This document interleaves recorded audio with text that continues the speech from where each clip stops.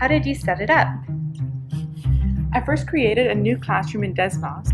Each student signed into our virtual classroom and then replayed the animation multiple times.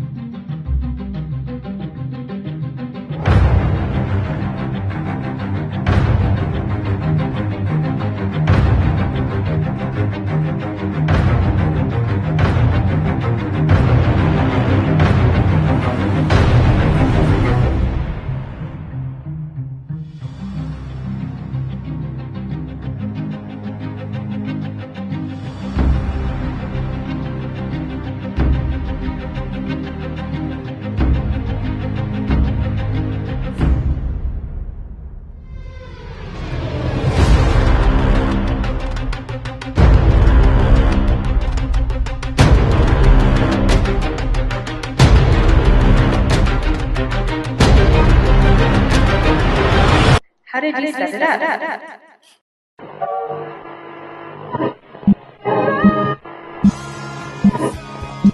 Correctly with the correct amount.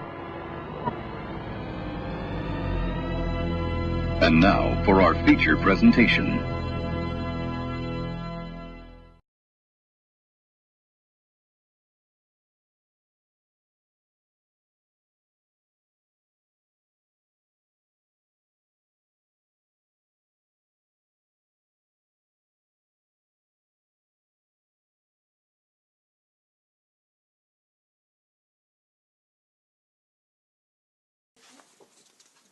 Hi, my name is Rachel Harrison. I like puppies and kittens, but I also like to learn. Don't you hate reading long pages of instructions on the internet? It is so confusing.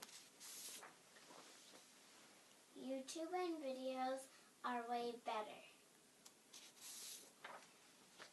Watch my brother get confused by long pages of instructions. Then watch him learn very fast with YouTube. YouTube is good for puppy videos and also learning how to sort computer program data.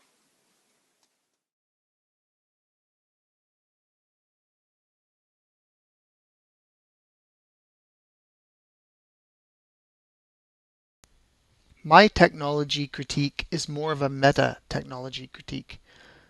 I am attacking the entire genre of written tutorials in comparison to video tutorials. Whenever I get stuck with a math or computer programming problem that I've never encountered before, I would prefer to watch a video of somebody solving it or walking me through it. When I did my own undergrad degrees, there was no YouTube. There was hardly any digital videos anywhere.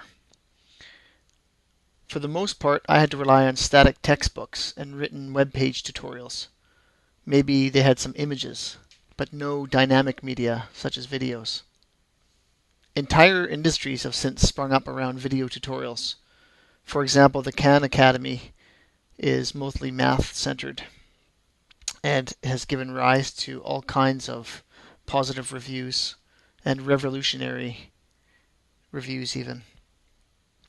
Having a video tutorial to watch is like having your own personal professor who will stop, rewind, pause, and repeat his or herself whenever you need it.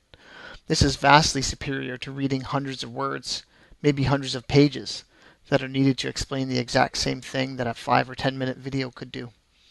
The old adage that a picture is worth 1,000 words rings true for me, especially if that picture is a moving picture. What can we do to improve K-12 education in America the best? Well, today, if you're motivated to learn, if you really want to learn, this is an amazing time for everyone, because if you have access to Wikipedia, if you have access to the latest information on the web, there's a new website that I've just been using with my kids recently called Khan Academy, K-H-A-N. Just one guy doing some unbelievable 15-minute tutorials. There's great college lectures out on academicearth.org. So if you're motivated, now you can go to the very best lectures. My theory is that a video tutorial can be very much more effective than a written tutorial for students of math or computer programming. It's certainly that way for me. And when I make YouTube tutorials for my own students at BCIT, they're always very happy. They heap praise on me, and a few times in the past have gone to the dean and said they're so effective and that all instructors should make YouTube videos for them. For my technology critique, I decided to put my theory to the ultimate test. I enlisted the help of my 2 children. I asked them to help me solve a problem.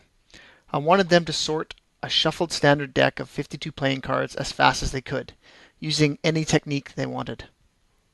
When I teach the algorithms course at BCIT, I always give this challenge on day 1 to my students. I offer them $10 to anybody who can beat me at speed for sorting a shuffled deck of cards. And it's not that my hands are fast, it's that I know there is a quick algorithm that requires very few steps to sort 52 items. I gave my son 3 attempts to sort a deck of playing cards as fast as he could. The first time was the control, sort of, where he could use any technique he wanted without looking any instructions up online. So he laid the cards out and sorted them as fast as he could. Then I let him go online and look up any written tutorial, including with photographs, as long as he did not have the deck of cards in his hands. He could read whatever he wanted, as many times as he wanted, as much time as he needed to read it, and then go back and try to beat his time.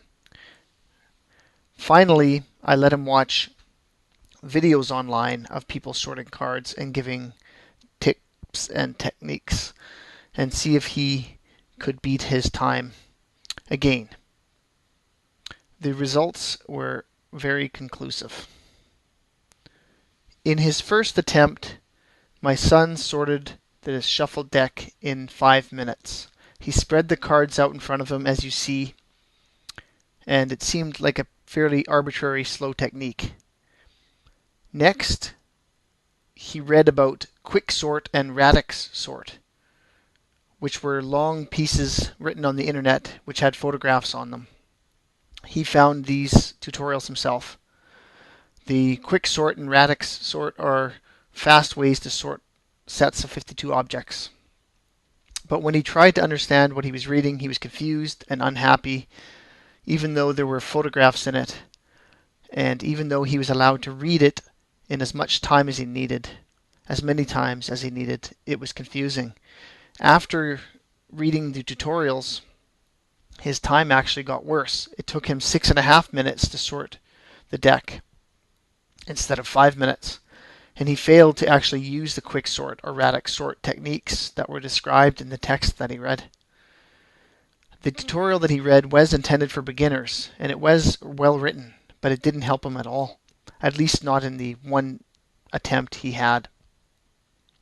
Next, he watched a video that he Googled himself on how to quickly sort a deck of cards. He came up with the search terms himself and clicked on the first 2 YouTube videos that appeared.